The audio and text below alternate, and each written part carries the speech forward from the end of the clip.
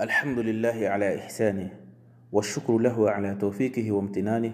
وأشهد أن لا إله إلا الله وحده لا شريك له تعظيما لشأنه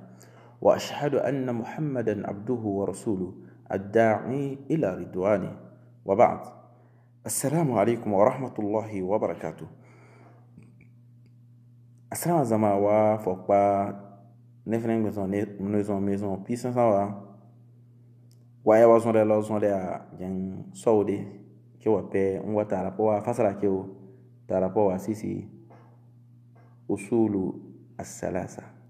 al-usulu thalatha sharh thalathatu al-usul lo de ke ke wa we ke wa sababu po wa o mo po le san pe pi o awa nfani ke wi wa se wa sin ke o wi lo ayoda lo iwa ke azomabe ke anda ezanagu domin tun luwa yoda most luwa yoda pisna ade ya nya fi goyo sai ezana to luwa de awagba akia ke yoda wa pe nwa fasara keo efa o luwa wana no aka efa me warabbu huwa al-ma'bud thumma di emede mebo zobe di siana emede mebo zobe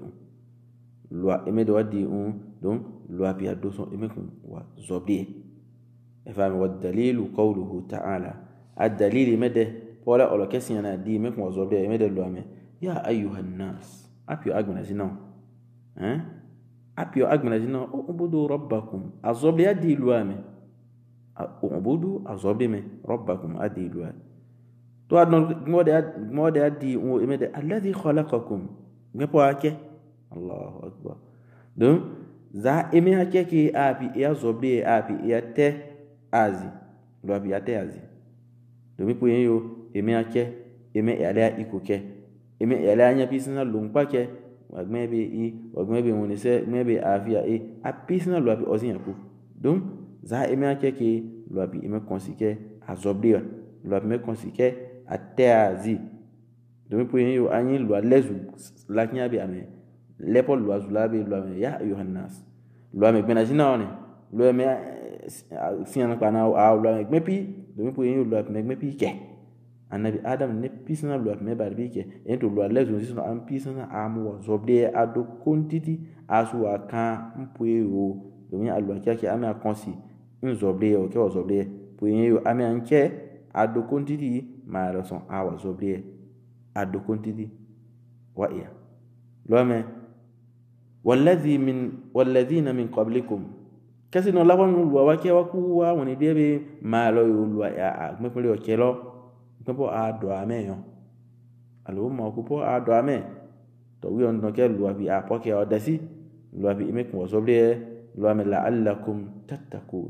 to e wazo bible to on zoble abeo e wa fun oke lua via ke na wi nya e wa lua via e wi nya e wa lua via ke e lua via ke aso e me de ke po kpanzi ke nzangu nlwa azabo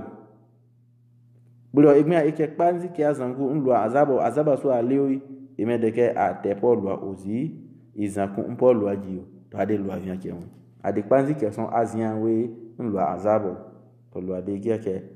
a to wande azo via ke na mpo ayondi via ke lwa me alladhi lwa popo ja'ala lakumul arda firasha lwa po atole pekpale atore pekpale lano megmen ya pekpale ureke ma elu anya bi olakinya atore pekpale me lano megmen ni pekpale tole ni pekpale urewa wahala kese ki ma ya tore pekpale me de pu yin to lo yin ha tore bi ke gbesi hin to ma so itore bi kela no iwa go bi yo mbare wa se kinya fin ya ama lo pekpale me po wata wa musu wi na mama wi dipope amusu wi na mama wi ya poto amusu don to apekpale ebe pisna ike amato ade pekpale wa akeo wasama abina lo ame Allah ame amusu keme amusu bome lo ame amusu keme boa to wa mama ki gwawe lo apo boa bu gwawe lo amusu boe ke boa on popo agba pele fin yo to be akalo aya sa son ke po wasin akpa lo ba to me pe na pe de lam bansa pe na wa yin dola to tuni gba pele ke ya po pele atole o to wa ila po yon senfia to ma son wa ila po yon panu lewa to lua musu sa zon be ke popo a di kun wa men sopla ama abo ayo agba pede fi o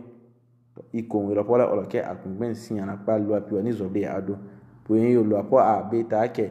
to a po kon ne popo gbin wa to ade dan yan we lua o sa kun be o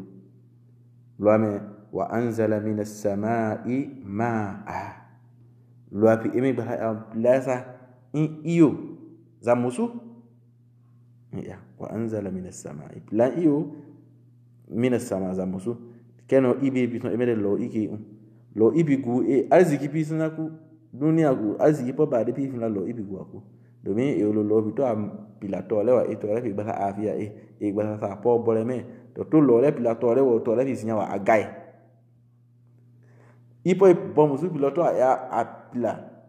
ibe pilo elo e atulo a ga so le knya kelo yo kume to le gu yo mfani ke o don to i musu po ke le mo ba ipo ku to le bi gu pisa aka bai ya lo pa kya ke so a iko lo me lo popo ipila iyo za musu po ipila lo za musu to apila lo bi e ke kulo fa akhraja bihi min ath-thamarat e lo api ya bole ibe pi lo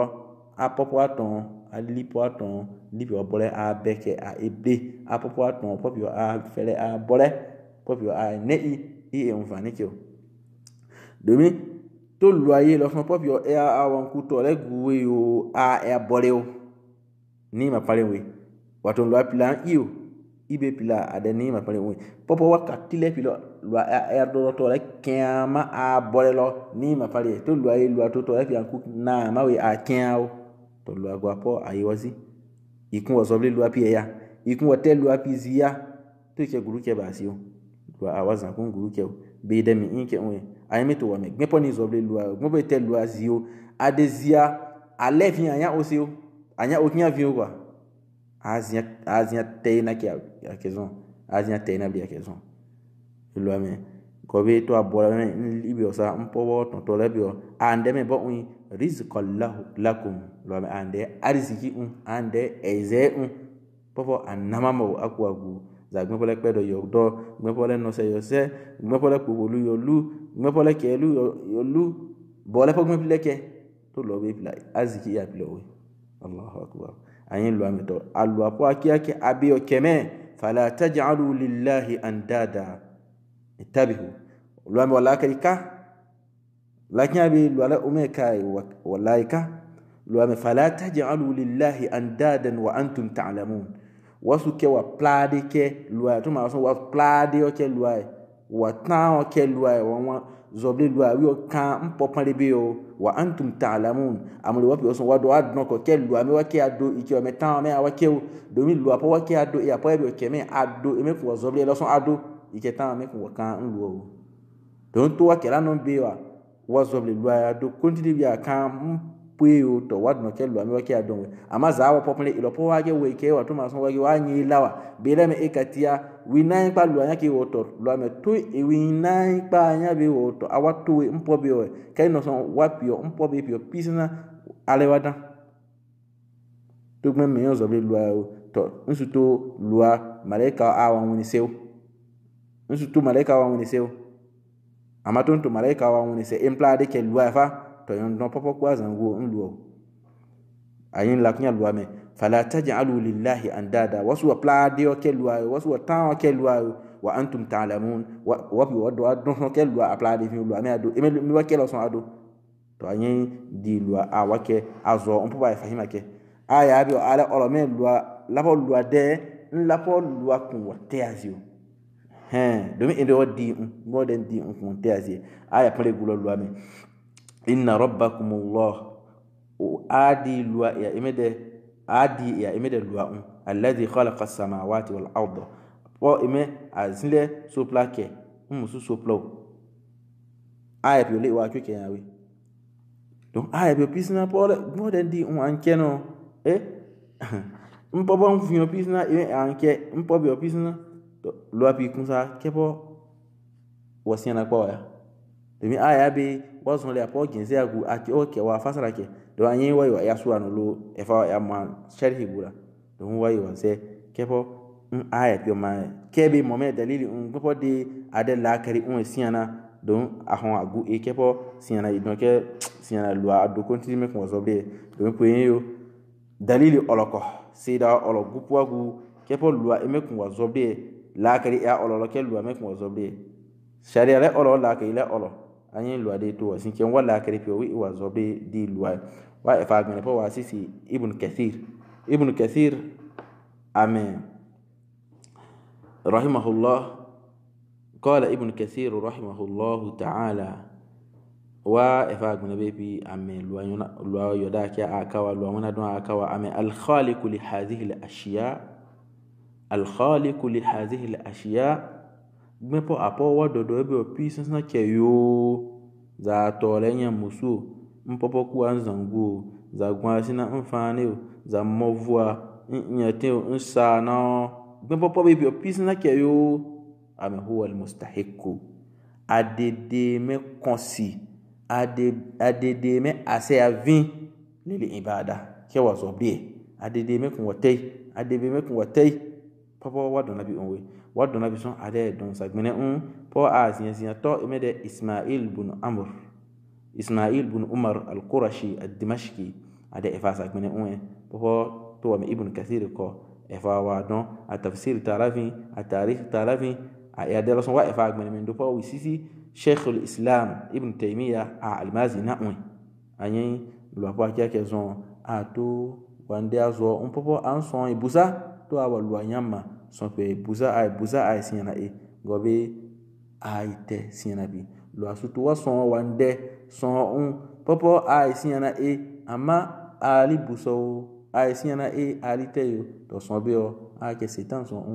go pisina la kwa siana mama yo gba kun yo je to setan son lo ade to wasiana ma o wa hon siana e wali hon te siana pi wi esia ke to wi esia ba i wato mi to e wi e to wi ole e bi wato lo ade do o aya palegu ame inna allaha la yughayyiru ma bi qaumin hatta yughayyiru ma bi anfusihim